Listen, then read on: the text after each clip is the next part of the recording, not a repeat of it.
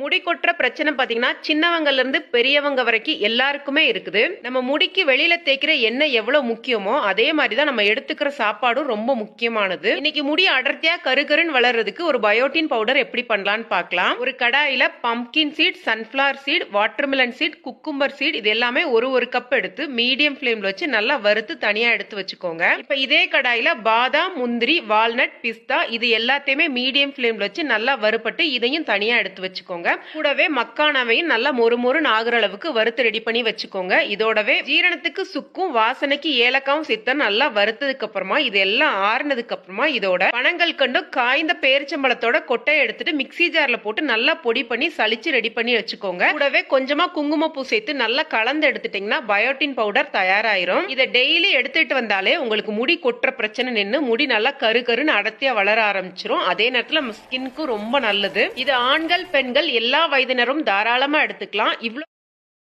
Download ShareChat.